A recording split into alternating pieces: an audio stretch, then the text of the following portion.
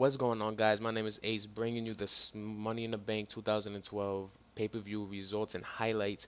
Now, let me go off the bat and say that this pay-per-view wasn't worth $60. Me and my girl caught it on a live stream, which I think a lot of people did because it had a terrible build to it. Besides the CM Punk and Daniel Bryan match, well, the first match was the Smackdown Money in the Bank. And it kind of turned out better than what I thought it would be. Even though it had a lot of botches, it also had a lot of good moments. So, like I said in my prediction video, Santino would be the only comedy act, which he got a big pop from the crowd when he went up the ladder, and only to get taken off by Damien Sandow. Tyson Kidd and Sin Cara were used as the high flying element. That's why they were placed in the match. Something else that I said, but they did it really well. Even though Sin Cara has a problem whenever he wants to speed up the match and really get the match going, he always botches, and that's why I believe sometimes WWE may not be the best place for Sin Cara, even though I'm a fan of him. Christian really made people look good in this match. He was selling great.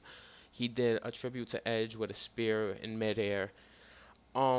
I actually love Tensai's aggression in this match. He just like last year when Sheamus put Sin Cara through a ladder.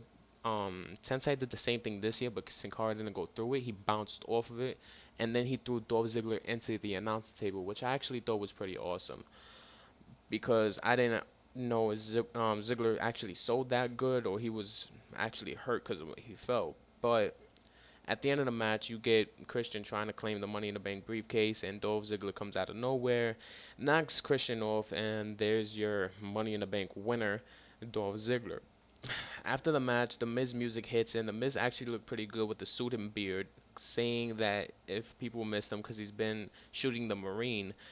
And I was kind of surprised with the pop that he got from the crowd. He said he was there personally to put himself in the Raw Money in the Bank because he is, a former WWE champion, and he's tired of how overlooked that he is, and that he will win because he's the Miz and he's awesome. Sheamus versus Del Rio was next, and with a pretty late build to this match, it was kind of good in my eyes. The match was just put there in that time slot to basically slow down the whole progress of the pay-per-view. And with Sheamus and Del Rio, they're both mat-based wrestlers, so that's exactly what we got. We got, a slow-paced match, but Del Rio doing good, selling, going after the arm injury. With the pace and the timing of the match, it was good, but I honestly believe it carried a little bit too over. But at the end, Sheamus wins with a bro kick, and after the match, Del Rio immediately goes and starts attacking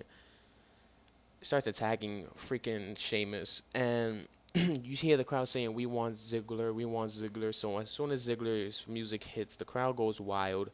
Ziggler walks down to the ring when I thought he should have ran to the ring. It would have looked better, but he did it. And once he got to the ring, he tried to give the referee the briefcase, but Del Rio got in the way, tried to stall him, and Ziggler just leveled Del Rio in the head with the briefcase. Gave enough time for Sheamus to recover. Ziggler turned around, got a bro kick to the head, but the bell never rang, so therefore Ziggler still holds on to the Money in the Bank. Thank God. Then we see R-Truth and Kofi Kingston come out to sit at ringside, and out come Primetime Players and Epico and Primo. So, a lot of people were screaming filler match, and that's what it was. With the lack of matches on the card, this was there to just take up more time. Now, the match was okay in my eyes. It's good that they at least have Epico and Primo versus Primetime Players on the card because they actually have a rivalry because of the AW Washington turn. But it was typical back and forth. There was about two good spots. Epico diving out the ring, catching everybody, and, Titus O'Neil showing pretty much his aggressiveness in the match, which he should be doing. And in my eyes, I think Primo is actually very talented, but knowing WWE, that would never come into their eyes. They're just going to probably throw him away one day. And AW Washington is actually good on the mic. If you've seen the match, or if you haven't seen the pay-per-view, he was actually bringing a lot of heat towards Primetime Players, and he was actually being a comedy act, making fun of Rosa Mendez. But the primetime players win, and after the match, AW goes to the announcers table saying that to Kofi and Truth they could get it on now. Truth gets annoyed, throws a bottle of water in his face, and yeah, that's the end of that. In the back, we see Matt Striker talking with AJ, and AJ says basically CM Punk ruined her hopes and dreams, and how she will always feel something for Daniel Bryan because that's her first love, even though he lies through his teeth. So that means we get the WWE Championship match next, which has been changed to a no DQ match, and it got me pissed. This match honestly should have been the main event, but I'm guessing that the Money in the Bank was gonna be the main event of that night, which it turned out to be. Aggression from Punk and Bryan, as soon as the match started, and the look that AJ had, gave a good feeling, not knowing who she was gonna side with. A lot of kicks and slaps in this match, slaps to the chest, a lot of Ric Flair references. But there was a point in the match where it led up to the ramp and then right back down to the ring. But AJ, when she was going back into the ring, Daniel Bryan throws CM Punk and AJ into CM Punk throws. Oh, Daniel Bryan throws CM Punk into AJ. Sorry about that. And AJ goes flying, and she gets escorted backstage. The match keeps on going, and CM Punk brings out a table, but Bryan quickly takes out Punk and takes out a candlestick. Punk keeps dodging it, but when Punk went for a springboard, Punk dived into the kendo shot, and Bryan starts to literally beat his ass with it until Punk reverses, continues with the offense until both men gets knocked down. Now here's the weird part. AJ comes out, takes out a chair, puts it into the center of the ring for both men to see who could get to it first. Bryan gets to it first and starts beating the crap out of Punk with it, but you can see the look on AJ's face that she looked concerned about him.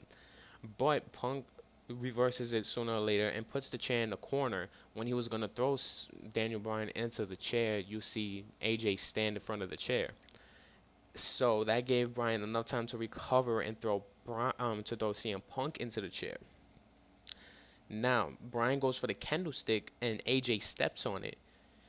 That gave CM Punk enough time to get in to take back control of the match, and he goes for an elbow. He misses it. Bryan takes the candlestick and puts it around his face for the yes lock.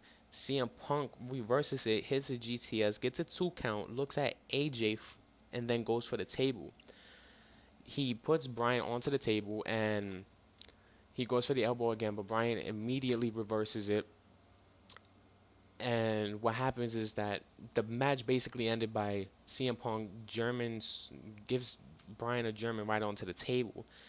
Now, another thing that got me mad was Ryback was the next match on the card, which I thought it could have went before the WWE Championship, but hey, that's WWE creative and that's the booking.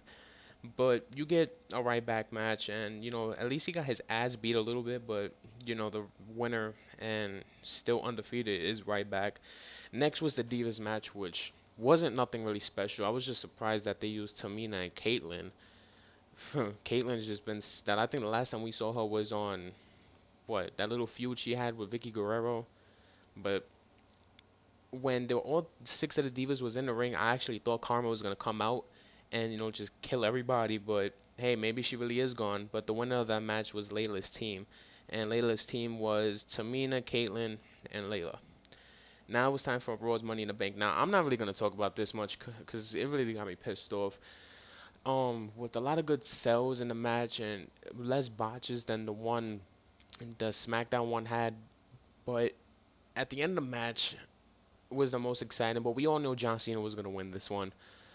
Basically, the announcers keep trying to sell the fact like if freaking John Cena never picked up Big Show, then at the end of the match, what really got me pissed off was Big Show and John Cena were on the top of the ladder, and Cena hits Big Show in the head with it.